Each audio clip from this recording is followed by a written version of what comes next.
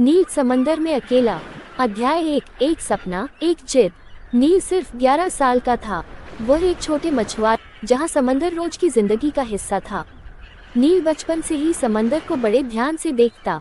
उसे लहरों का गुस्सा भी अच्छा लगता था और उनका नाचता हुआ शांत रूप भी। उसके पिता मछुआरे थे, लेकिन उन्होंने नील को कभी नाव पर नहीं चढ़ने दिया। वे कहते, समंदर खेल नहीं है बेटा, वो कभी दोस्त बन जाता है तो कभी सजा भी दे सकता है। लेकिन नील के मन में जिद थी। एक दिन उसने ठान लिया, मैं भी समंदर पर जाऊंगा और खुद को साबित करूंगा। अध्याय 2। चोरी से सफर। एक सुबह जब गांव वाले सो रहे थे, नील चुपचाप अपने पिता की छोटी सी मछली पकड़ने वाली नाव में चढ़ गया। उसने सोचा, थोड़ा ही दूर जाऊंगा, शाम तक लौट आऊंगा। शुरू में सब कुछ अच्छा लग रहा था। हवा हल्की थी, लहरें शांत थी और नाव धीरे धीरे समंदर में आगे बढ़ रही थी। नील को लग रहा था जैसे वह कोई खोज करता हो, लेकिन धीरे धीरे बादल घिरने लगे, लहरें उठने लगी और अचानक तूफान आ गया। अध्याय 3। तूफान की रात। बिजली चमकी, बारिश तेज हो गई, नाव इधर उधर हिलने लगी। नील डर गया, लेकिन चीख नहीं सकता था, कोई सुनने वाला नहीं था। उसने नाव के अंदर छिपने की कोशिश की, लेकिन पानी अंदर आने लगा। रात भर वो अकेला उस छोटी सी नाव में भीगता रहा, कांपता रहा और मन ही मन अपने पापा को पुकारता रहा। सुबह तक तूफान थम गया, लेकिन अब चारों ओर सिर्फ नीला पानी था। न कोई द्वीप, न किनारा, न कोई नाव। नील अब समंदर में फंसा हुआ था। अध्याय 4। संघर्ष। पहले दिन वो भूखा था, फिर प्यासा भी। सूरज की गर्मी ने उसे थका दिया, पर नील ने हार नहीं मानी।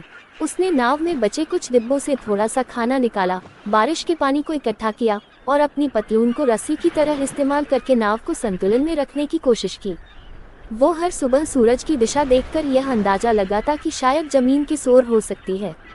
उसने लहरों की दिशा, पक्षियों की उड़ान और डॉल्फिनों की हरकतों को भी ध्यान से देखा। अध्याय 5। उम्मीद की किरण।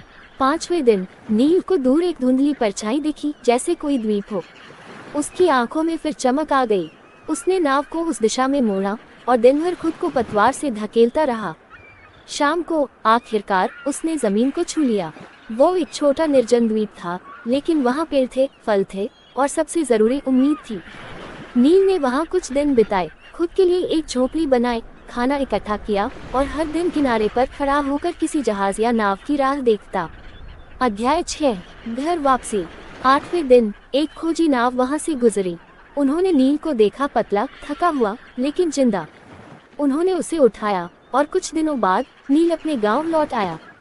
गांव वालों की आंखों में आंसू थे और उसके पिता ने उसे गले से लगाकर कहा, तू सिर्फ मेरा बेटा नहीं है, तू अब समंदर का बेटा है। सीख।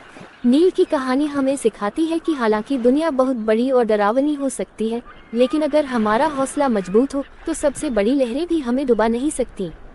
कभी कभी डर में ही असली ताकत छिपी होती है। अगर आप चाहें, मैं इस कहानी का चित्रात्मक दृश्य भी बना सकता हूँ, जैसे नील तूफान में फंसा हो या द्वीप पर अकेला खड़ा हो।